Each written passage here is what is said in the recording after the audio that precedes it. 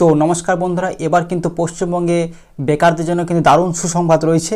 এবার কিন্তু আপনারা অষ্টম শ্রেণী পাস করলে কিন্তু মাসে মাসে কিন্তু 1500 টাকা ভাতা পেয়ে যাবেন সরাসরি আপনাদের ব্যাঙ্ক অ্যাকাউন্টে।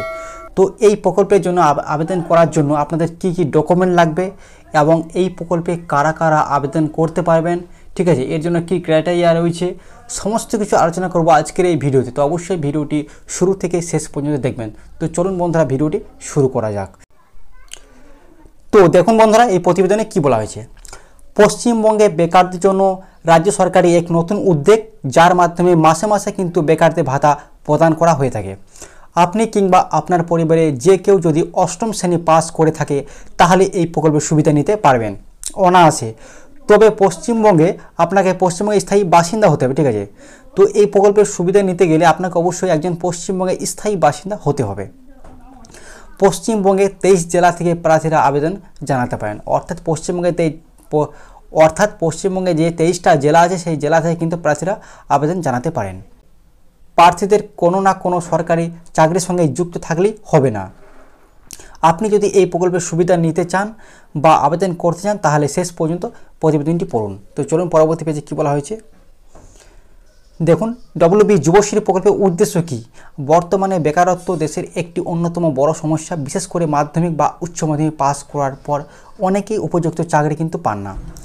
অনেকেই নিজের পড়াশুনো চালাতে পারছেন না শুধু অর্থ অভাবের কারণে। এসব চিন্তা করে রাজ্য সরকার যুবশ্রী প্রকল্প চালু করেছে, যেখানে প্রতি মাসে 1500 টাকা করে আর্থিক সহায়তা কিন্তু প্রদান করা হয় বেকার যুব সমাজকে।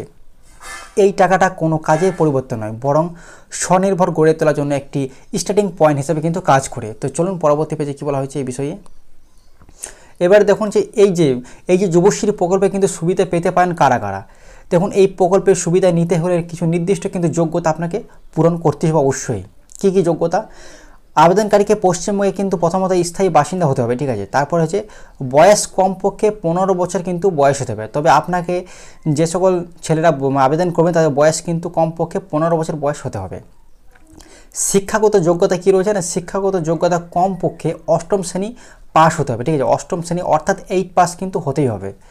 তারপরে কী রয়েছে, আবেদনকারীর এমপ্লয়মেন্ট এক্সচেঞ্জে নিবন্ধিত হতে হবে, ঠিক আছে। অর্থাৎ যিনি আবেদন করছেন তাকে কিন্তু প্রথমেই কিন্তু এমপ্লয়মেন্ট এক্সচেঞ্জে কিন্তু রেজিস্ট্রেশন করতে হবে। তারপরে ওইখান থেকে কিন্তু একটা কার্ড দেওয়া হয়, সেখান থেকে এক্সচেঞ্জ কার্ড থাকা কিন্তু আবশ্যক।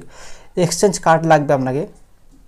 তারপরে কী বলা হচ্ছে, যারা সরকারি বা বেসরকারি চাকরিতে নিযুক্ত নন তারাই কেবলমাত্র এই ভাতা পাবেন। অর্থাৎ যারা কোনো সরকারি চাকরি বা বেসরকারি চাকরিতে কাজ করেন না বা নিযুক্ত নন তারাই কেবলমাত্র এই ভাতার জন্য আবেদন করতে পারেন মাসে মাসে 1500 টাকার জন্য।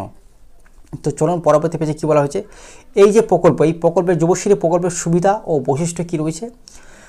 মাসিক 1500 টাকা কিন্তু ব্যাঙ্ক অ্যাকাউন্টে জমা পড়ে যায়। একদম মাস শেষ হলেই প্রত্যেক মাসে মাসে কিন্তু 1500 টাকা কিন্তু জমা পড়ে যাবে সরাসরি আপনাদের ব্যাঙ্ক অ্যাকাউন্টে। দ্বিতীয়ত কী বলা আছে, অনলাইনের মাধ্যমে কিন্তু আবেদন করা যায়। তো আপনারা কিন্তু বাড়ি বসেই বা কম্পিউটার সেন্টারের মাধ্যমে খুব সহজেই অনলাইনে কিন্তু আপনারা আবেদন করতে পারবেন। কোনো অফিসে কিন্তু ঘুরতে হয় না, ঘরে বসে কিন্তু আবেদন সম্ভব।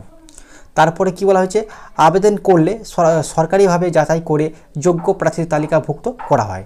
তো আপনি যে অনলাইনে আবেদন করবেন, আবেদন করার পর সরকারিভাবে যাচাই করা হয়, তারপরে কিন্তু প্রার্থীদের তালিকাভুক্ত করা হয়, ঠিক আছে।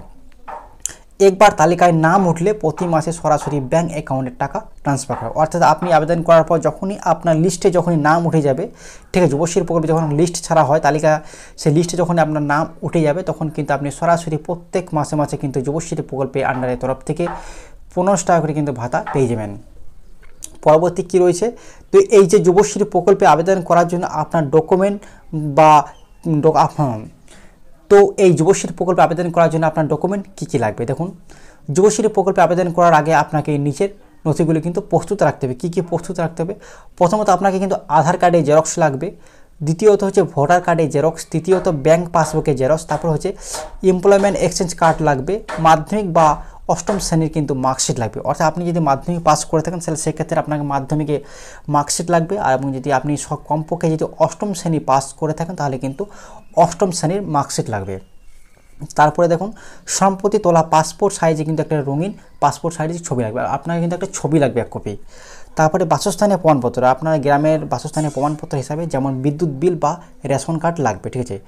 অর্থাৎ বন্ধুরা এই সব ডকুমেন্টগুলো কিন্তু আপনাকে একসঙ্গে রেখে প্রত্যেকটা কিন্তু আপনার সেলফ অ্যাটাস্টেড করে দেবেন জেরক্সের ওপর নিয়ে। এইগুলো কিন্তু আপনার আপনি যখনই আবেদন করবেন আবেদনের সঙ্গে কিন্তু এই ডকুমেন্টগুলো আপনার অবশ্যই লাগবে, ঠিক আছে। তো বন্ধুরা আশা করি আপনাদের ভিডিওটি ভালো লেগেছে। ভিডিওটি ভালো লাগে অবশ্যই লাইক করবেন, চ্যানেলটিকে সাবস্ক্রাইব করে পাশে রেখা বেল আইকনটি প্রেস করে রাখবেন সবার আগে নতুন আপডেট পাওয়ার জন্য।